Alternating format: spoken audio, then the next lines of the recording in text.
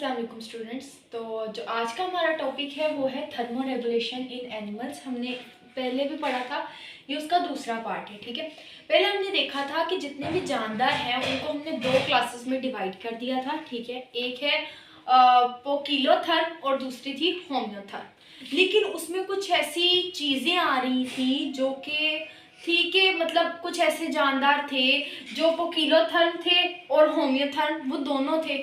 ठीक है, मतलब उसमें कुछ डिफिकल्टीज आ रही थी। तो उन चीज़ों, उन खराबियों को ख़त्म करने के लिए हमने जानदारों को 3 क्लासेस में डिवाइड कर दिया। किसकी बुनियाद पे? हीट सोर्स की बुनियाद पे हमने जानदारों को 3 क्लासेस में डिवाइड कर दिया।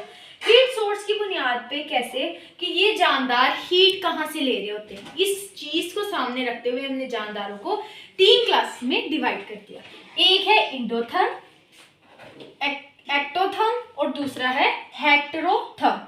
सबसे पहले हमने पढ़ना है इंडोथर्म। इंडोथर्म कौन से एनिमल्स होते हैं? Those animals which produce their own body heat through metabolism.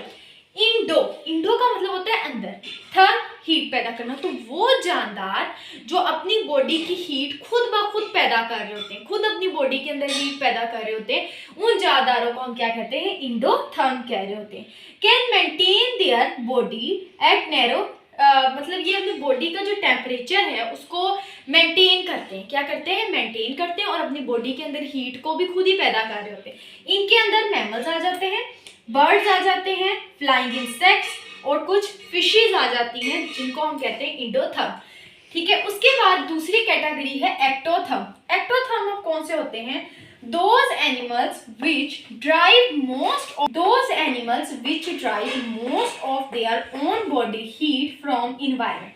वो जानदार जो ज्यादातर बॉडी की हीट अपने माहौल से ले रहे होते हैं, अपने इन्वायरमेंट से ले रहे होते हैं। ठीक है, इंडोथर्म वो थे जो अपनी बॉडी की हीट खुद बना रहे हैं और एक्टोथर्म वो है जो अपनी बॉडी की हीट अपने माहौल से ले रहे हैं, इन्वायरमेंट से ले रहे हैं, rather than from their metabolism. ठीक है, मतलब अपने मेटाबॉलिज्म तो वो कर ही रहे हैं, उसके अलावा वो अपने इन्वायरमेंट से उस हीट को ले रहे होते हैं। Can not maintain their body temperature at narrow range.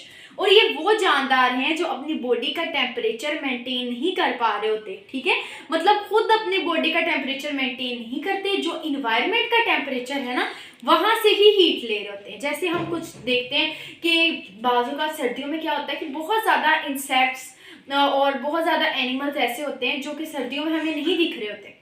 वो क्यों नहीं दिखते?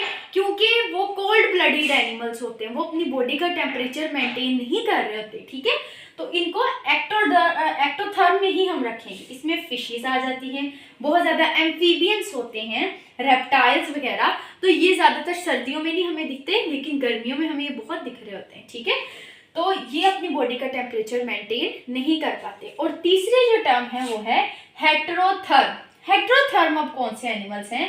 Which produce endothermic heat but generally do not maintain their body temperature within a narrow range by endothermic heat, then they absorb heat from their external environment।